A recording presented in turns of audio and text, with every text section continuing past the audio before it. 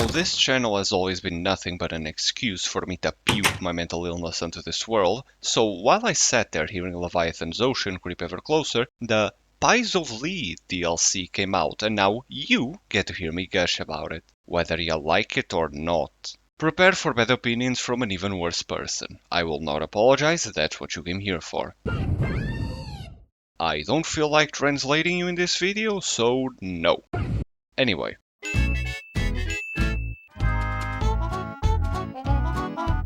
It might not surprise you I'm into the Souls series since everyone and their mother likes the Souls series these days, but for me the top 3 games in the genre are Bloodborne, Dark Souls 3 and Lies of P. I doubt anything will ever beat Bloodborne, especially because Bloodborne 2 will never exist. And Dark Souls 3 is the trilogy's most refined game. But Lies of P, I am in genuine awe as to how NeoWiz managed to make such an absolute banger of a game, especially on their first try at a Souls-like.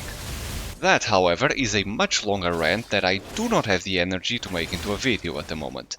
And I wanna talk about the DLC. Things start off at Kratz Zoo and wow am I glad they didn't just fill it with puppets and corpses. The infected animals are so cool to fight. You got wolves, kangaroos, bagoons, bigger, uglier kangaroos, bigger, uglier bagoons, and who can forget the elephant. They went so fucking hard on this and I approve. However, le piece of resistance, Sustavo, the very hungry crocodile. This refined gentleman is the most polite croc in existence. No, really, when it does a grab attack, it then just throws you away. Were you facing an IRL croc, you wouldn't get such a privilege.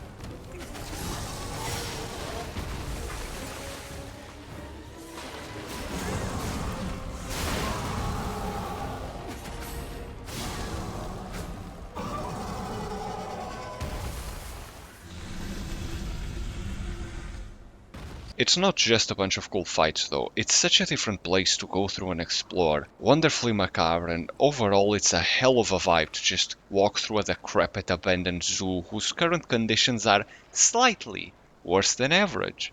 As for weapons here, the most intriguing one is the bow.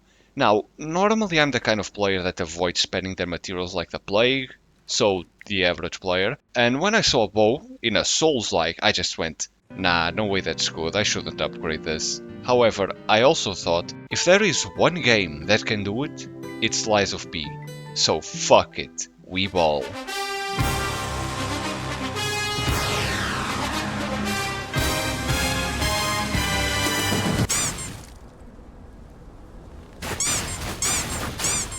Yeah, it sucks. Like, I have 45 on each stat, max weapon upgrades, good amulet setup, and the damage isn't great. But most of all, it's the limited mobility. You feel like your feet are stuck in cement. And I get it, you don't want to vote to trivialize the game, and that's fair, but truth is, I just don't like this one.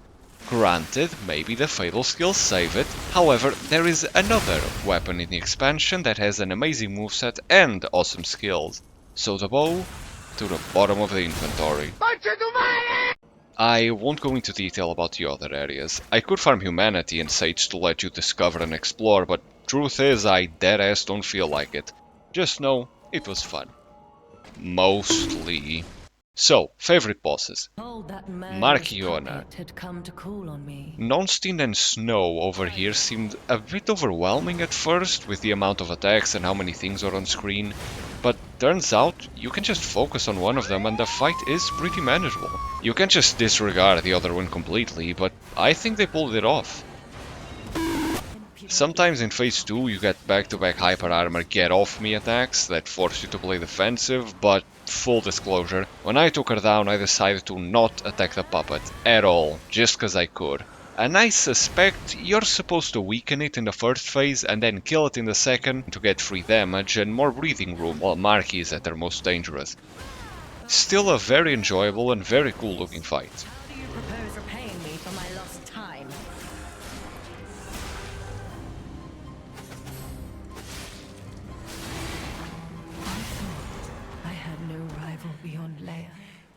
It should have been the two of us, locked in a fight to the death. Veronique. Behold, big strength main.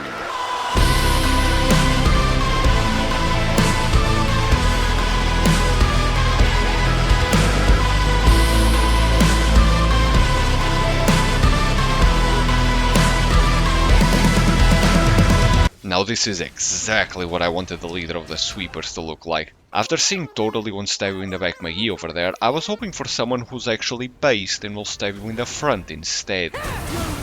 Armor looks sick, her weapon is a fucking flamethrower power hammer, which honestly I'm kinda sad we don't get to use, but don't worry, we got something else. Overall, a knockdown drag-out fight. Simple, clean, no tricks. Unless you fish for backstabs. You coward. Two-faced overseer. He has a great axe made of spine, and he drags you across the floor with it.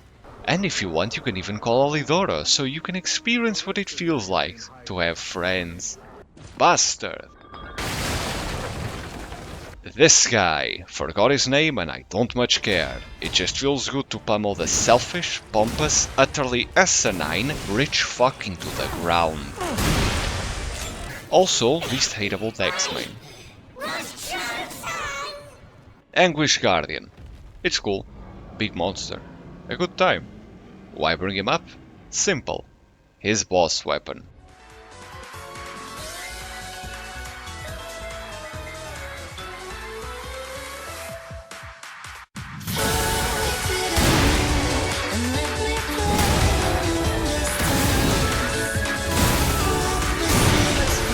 This is my boomstick!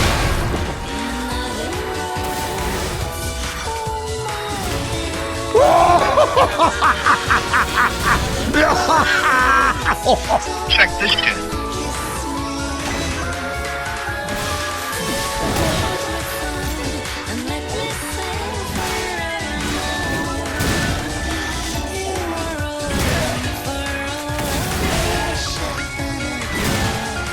I like it cause you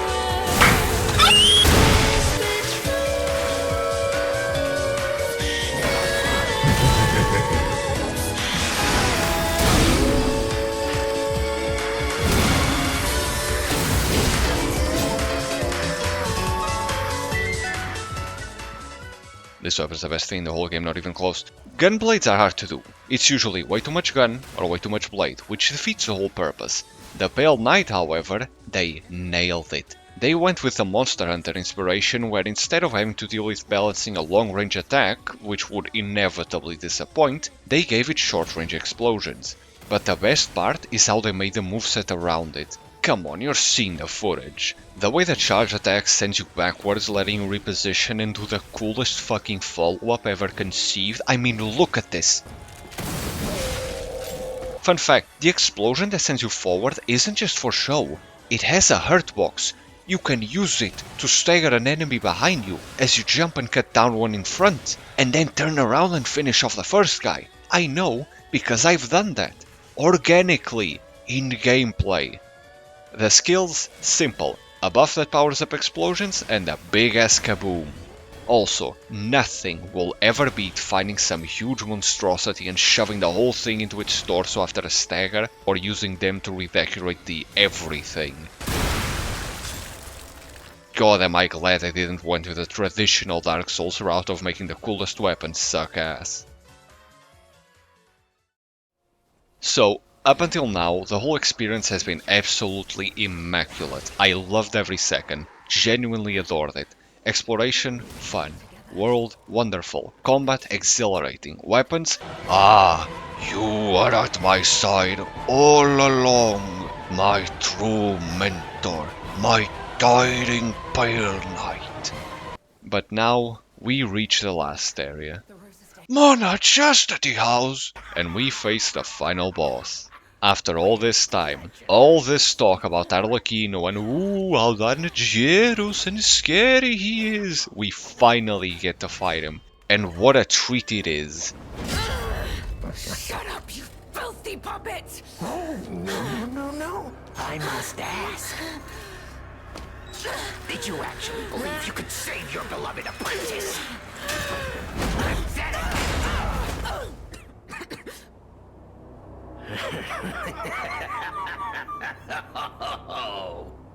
And who might you be? However, he does have one major flaw. That being, I couldn't beat him alone, so clearly it's a poorly designed boss, and it's not me who's at fault.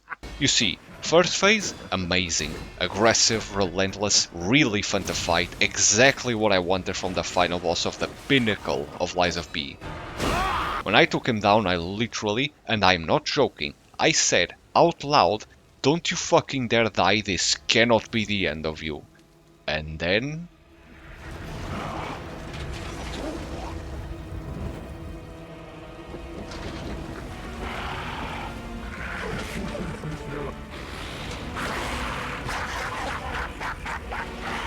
The alchemists offered me nothing but boredom.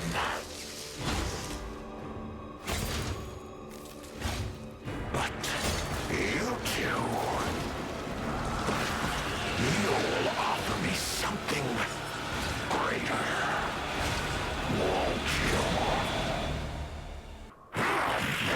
Ladies and gentlemen, I, Armachino, will analyze the only medium that matters, the human soul. Oh, now this is what I'm talking about. Time to exit my stage. Yeah, I instantly died. I loved it. However, the second phase, hyper aggressive, never ending combos, jumps all over the arena, Menacing, brain scrambled egg. and on top of all that, attack stack break, because why the fuck wouldn't they? All this because you're supposed to call up an NPC, and so, to my shame, I succumbed and committed a great sin. I had to ask Leia for help.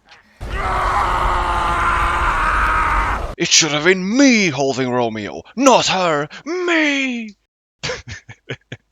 Nah, the fight is pure fucking cinema. Like, have you seen the final attack animation in phase 2? I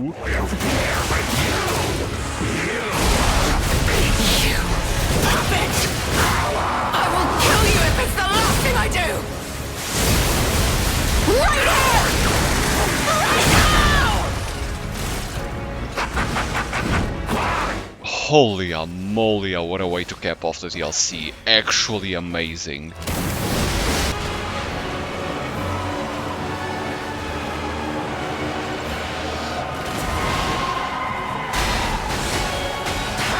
Got you!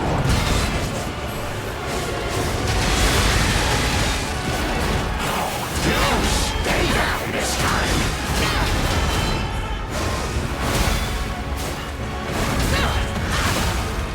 You know, I confess I'm going pretty bored. Take this!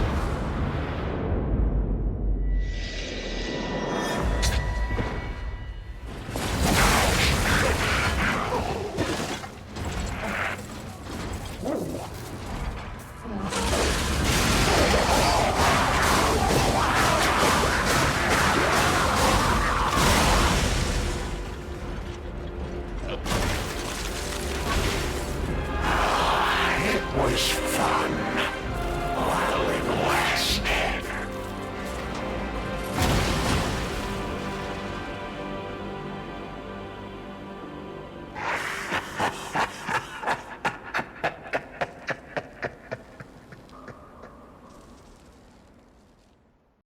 And no, I do not have a problem with summoning for fights. I usually like to do them alone because I'm a greedy little fuckbag that wants all the attention all to himself. Delectable. No, no, no, no, no.